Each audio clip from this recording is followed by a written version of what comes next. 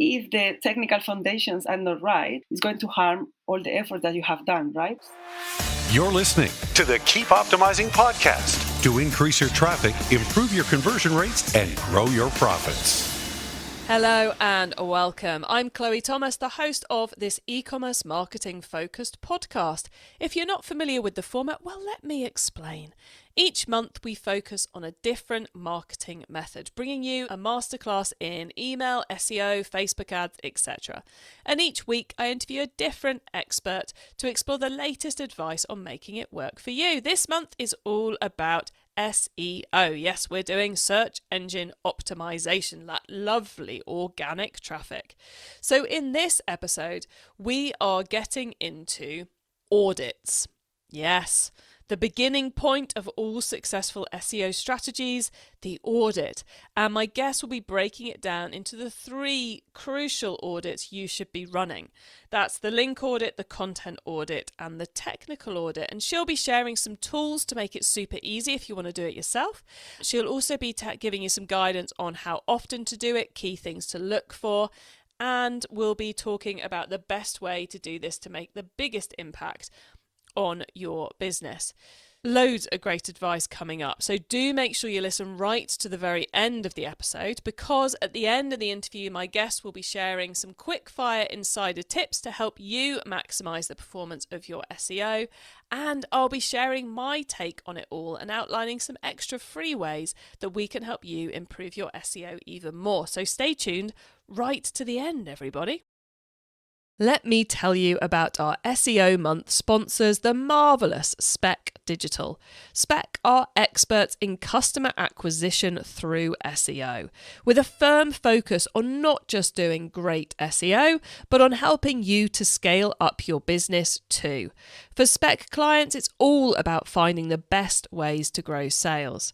Their senior SEO consultant, Rob, will be joining us for one of this month's episodes to do just that. And Spec are offering all Keep Optimising podcast listeners a chance to speak to one of their consultants for free. You take it as your opportunity to discuss some of your biggest SEO pain points. Book your free 1-hour consultant call using the short link keepopt.com/spec. That's keepopt.com/SPEC. Get expert help with your SEO from the Spec Digital team right now. Go to keepopt.com/spec. In this episode, I'm chatting with SEO expert Silvia Martin. Silvia is an independent SEO consultant, founder of Trebele, and judge of both the European Search Awards and the UK Search Awards. Silvia is all about helping businesses improve their online presence, findability, search traffic, and, most importantly, organic revenue. Hello, Silvia. Hi, hello. Thank you so much for having me. Great to have you on the show. And how did you end up in the world of SEO? Good question. So I did a master degree in marketing, and there I discovered it was part of the subject, SEO, but that was in Paris, what was going to be my career. But I fell in love with SEO, and then I moved to England, and here I started my career as SEO. Excellent. So you were lucky enough to discover it during your degree, and then away it goes into a whole career. I find that's so often the case with people in digital. So you've volunteered to do an amazing SEO topic for our podcast, which is SEO audits, which I think a lot of people, especially when they're getting started in SEO, they kind of go, yeah, we'll just do some stuff. And the whole of digital marketing, there's an awful lot of things you can do. As we know, success lies in making the right decisions on what to do. And in SEO, that means doing the right audits at the right time, in the right way. So then you're actually expending your effort in the right places.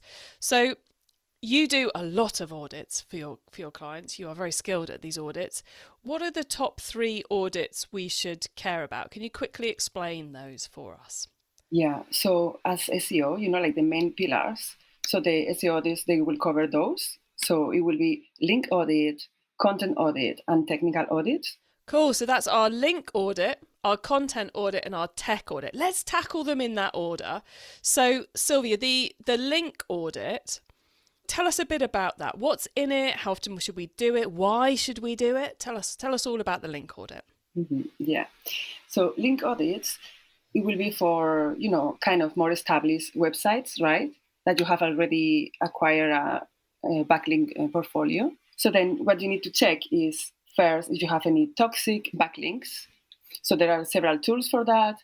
And then also another thing is always in audits, you need to compare with competitors, right? So you will also check how many links you have, the quality of your links, and you compare with your main competitors, because that is the way that you are going to gain the biggest insights, right? Because each industry is going to be different. So like that, you will know what you need to work on, as I just said before, where to focus your efforts. In our last episode with Rob, we were talking about how it's not just the competitors you normally think about, it's also your SEO competitors.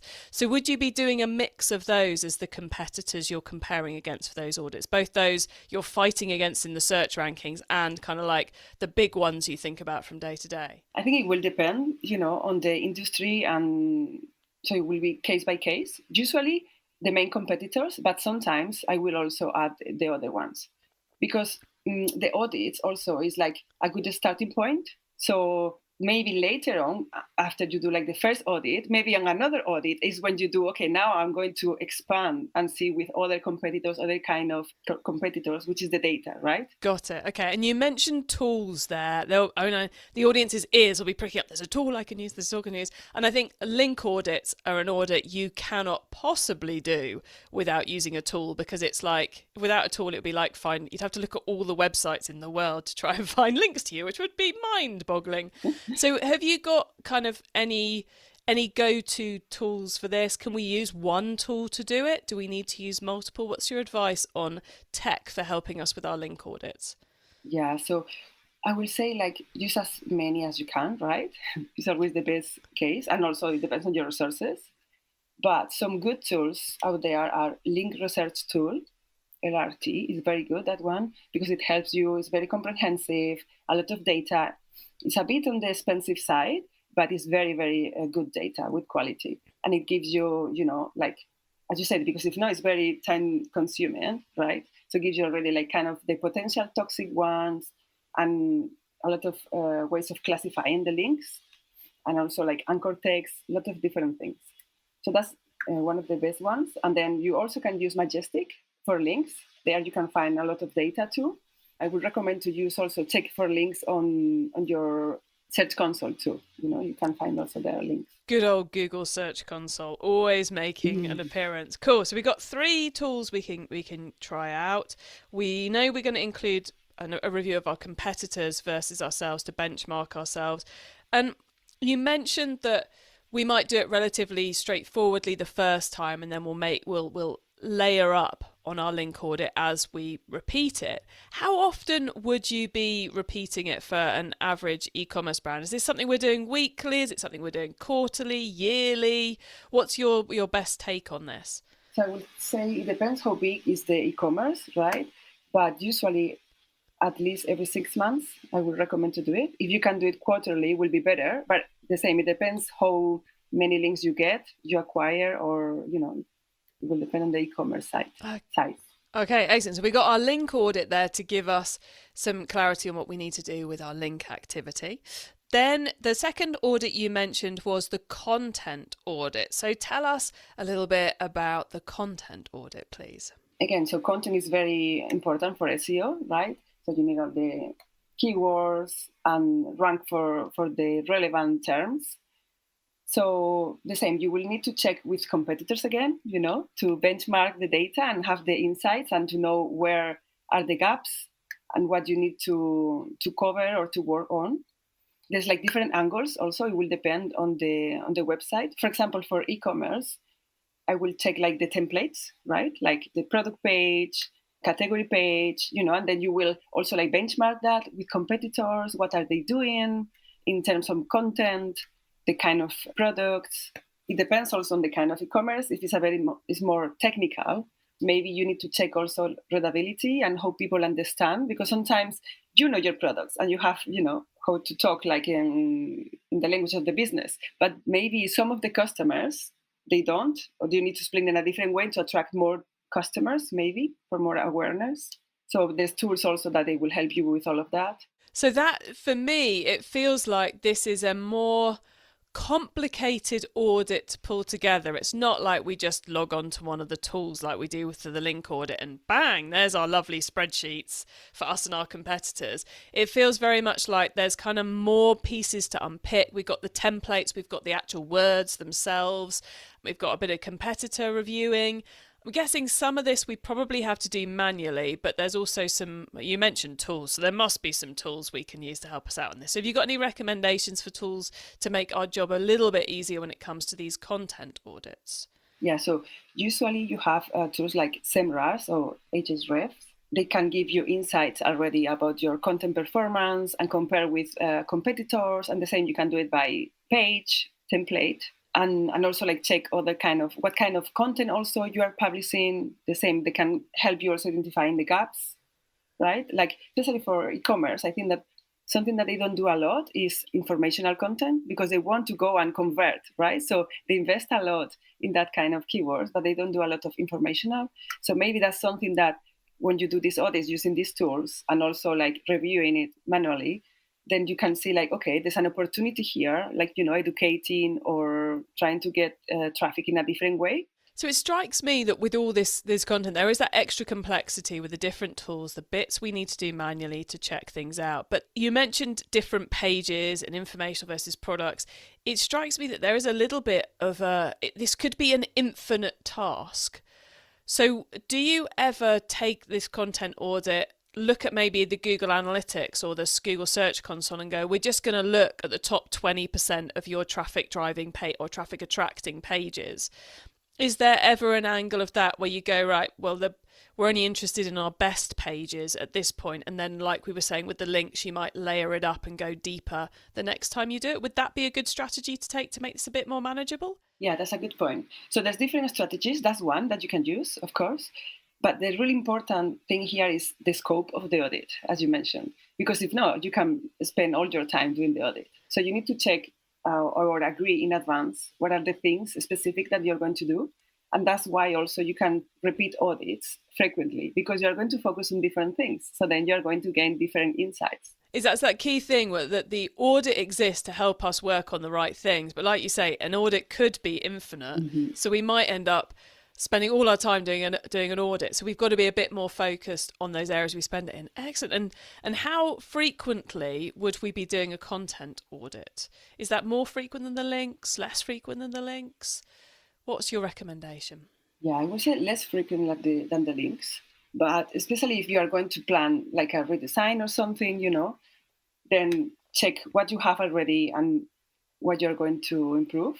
Or once per year, to know where you're standing at, right? And the same, it depends, because for e-commerce, it's a lot of products that come and go, right? So yeah, it will depend on the website also. I suppose it's kind of like with the link audit, because so much of that is outside of your control. You don't know who's adding a link at any time. You need to be doing that one regularly, on a regular rhythm of link auditing. But when it comes to the content, because that's within your control, so long as you're doing it once a year, you're covered. But if you've got a big project coming up, a big new product range coming up, you might do it a bit more frequently. So I love that. It's slightly more organic in how often we do that one. And then I've kind of made sure we got through those ones a little bit quickly, because I know your specialist area, one of your favourite areas, is the tech audit, and I know it's also the audit that I think freaks people out the most. I think it's the bit which most SEO people, most e-commerce marketers are probably the most guilty of ignoring a little bit, that technical audit. So let's spend a bit of time on it. Why are we doing a tech audit? What's it going to encompass? Tell us a bit about the tech audit, Silvia. Yeah, so as you say, it's my favorite one. It's the one that I love doing, even if it's, as you said, it's complicated, but the same. So it's very important to have also a scope, to agree on our scope. And you can also like repeat it afterwards, if not, right? Because you cannot cover everything. But for example, in e-commerce, when you do like the first one, it's really important to cover things like filters, how are things setting up, how is the filters, the facets setting up, search, if the website has a search. So there's specific things, you can have like a checklist of basic things, right, that you can go.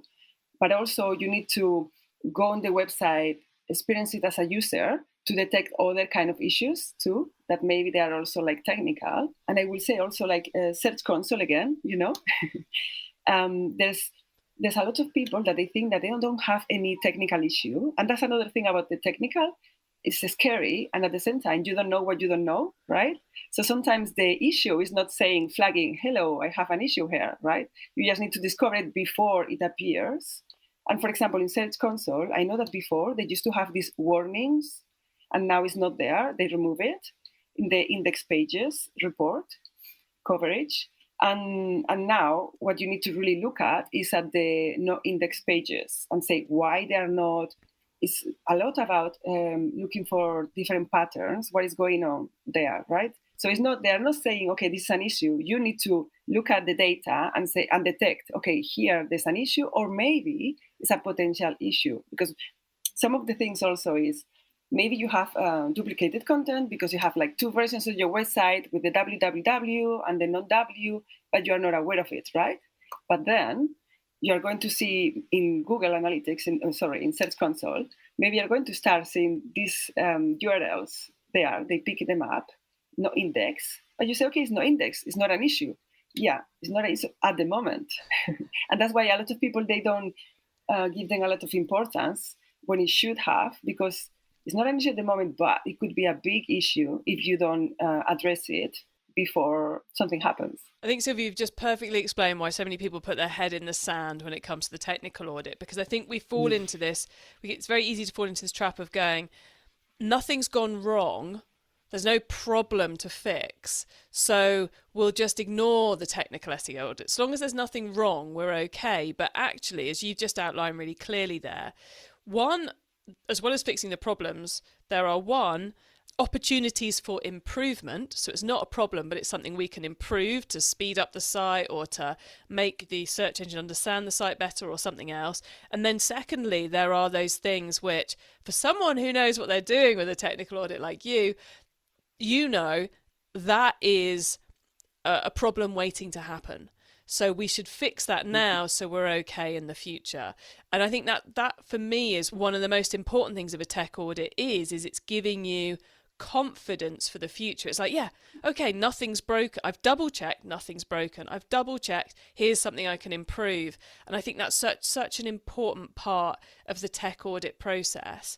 We've talked tools on the others. Are there any? Obviously, Google Search Console, as you've outlined, is a super important part of this puzzle because, let's face it, we're all trying to appeal to Google. So if Google's telling us there's a problem, there's almost certainly a problem.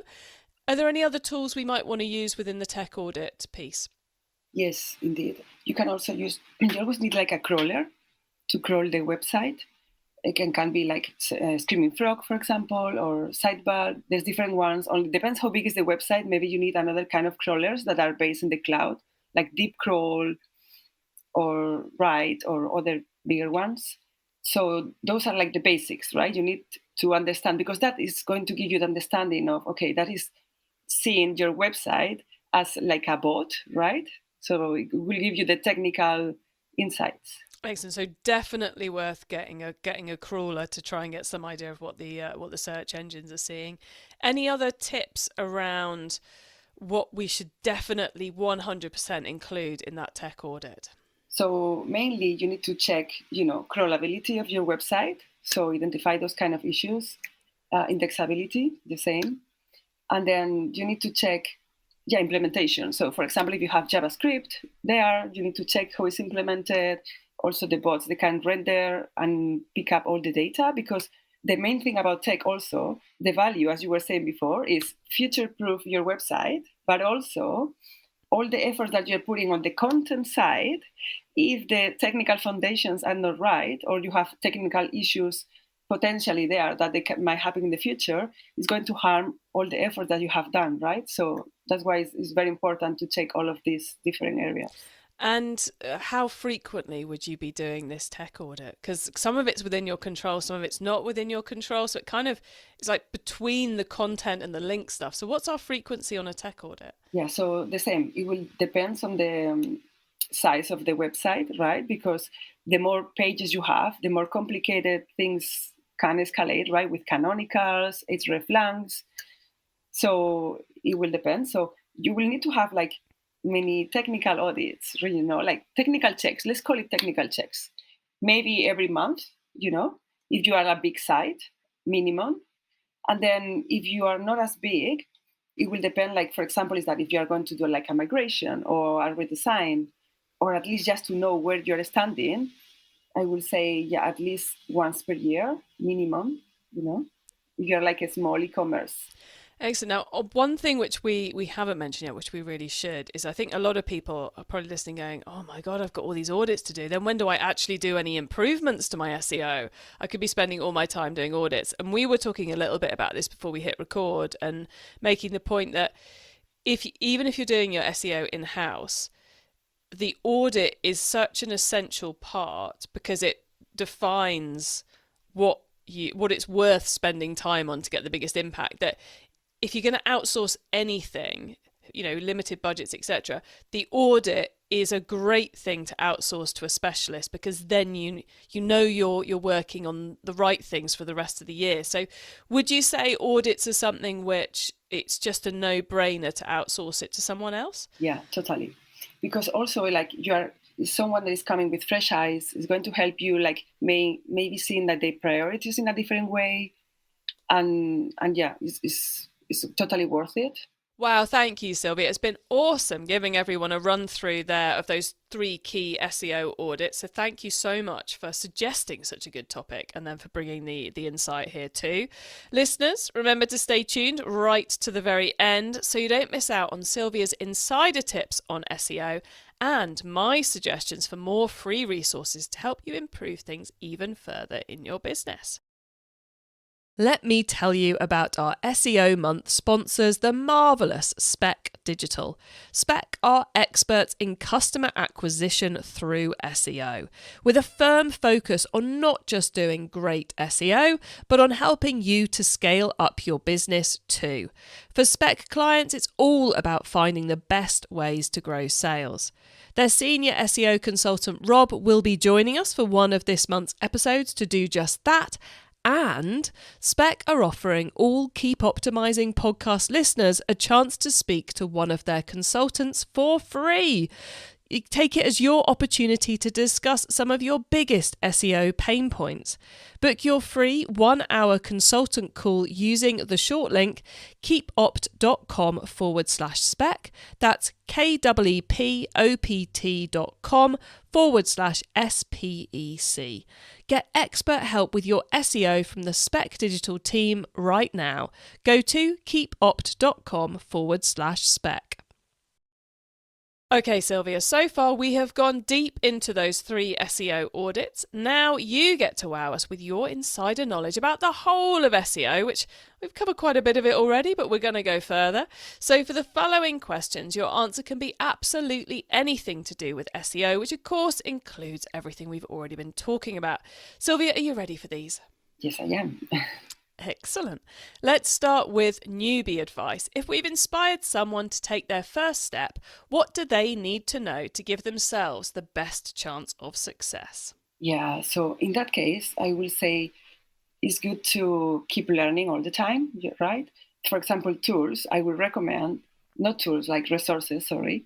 I would recommend learning SEO.io from Aleida Solis, which is amazing because she has curated like a lot of different resources, from guides to different articles that covers all of SEO, like technical, links, you name it. She has something there. Nice. I've not heard of her or her site before, so I'm going to have to go and check that one out myself. Now, once you've started, of course, you've got to keep optimizing. So what's your favourite way to improve performance? Yeah, so you might have guessed it already. So it's doing audits. Yeah, so usually with my clients is the first thing that I do, like an SEO audit, just to understand what is the website at the moment, like to understand if there's an issue, what is the performance. So it's always like a great starting point. Also, like if you want to drive a strategy after, all the insights that you can get from there. Yeah, it would have been very strange, Silvia, if you hadn't have said audits at that point. They are definitely the starting point for all SEO optimization. Now, if someone listening wants to learn even more, is there one cheap or free resource you would recommend? So yeah, as I said before, that one, the learningseo.io, that's the one that is free and is really good. Excellent, I love it. Proper repetition of great ideas in this section. So learningseo.io is the one you will want to go to.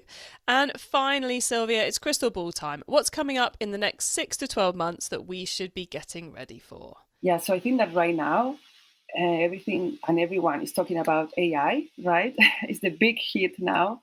And I think there's a lot of things that they're going to happen. And it's already starting to happen. Like Bing and Google, both they have this AI chat, like as an experiment. So they're starting with that. So that is going to impact especially SEO. But we don't know, and we don't know yet the impact of it.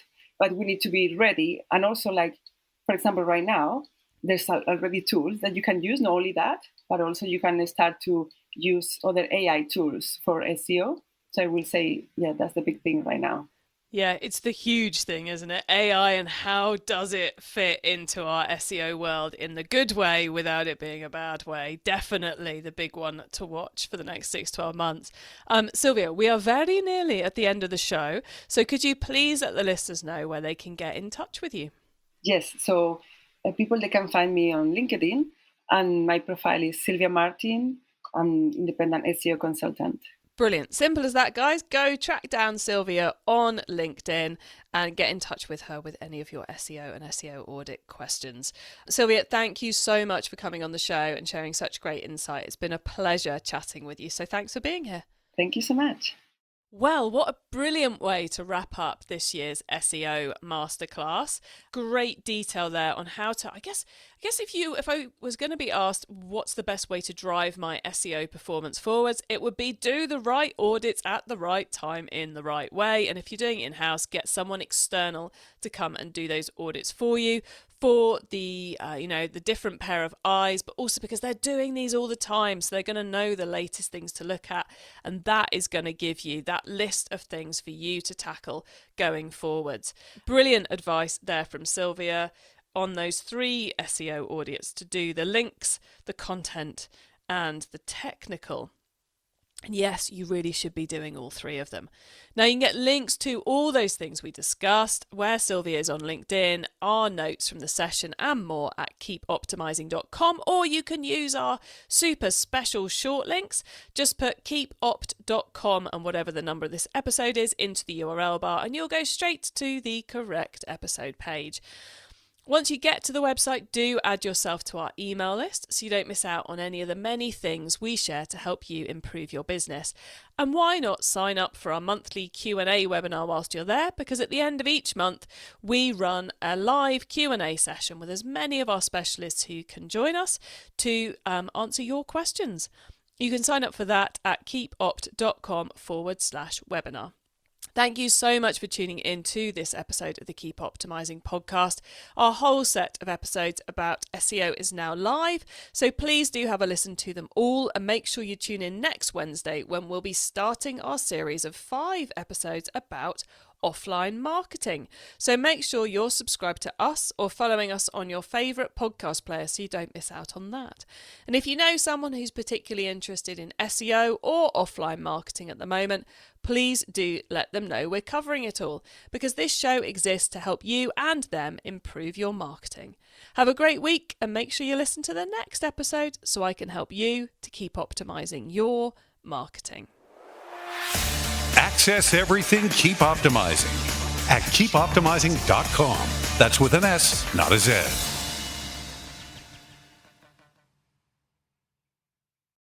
It's time to get your free ticket to our brand new virtual event. This time we're tackling the problem of overstocks, how to avoid them and how to clear them. So take control of your stock to improve profits, cash flow, and your environmental impact.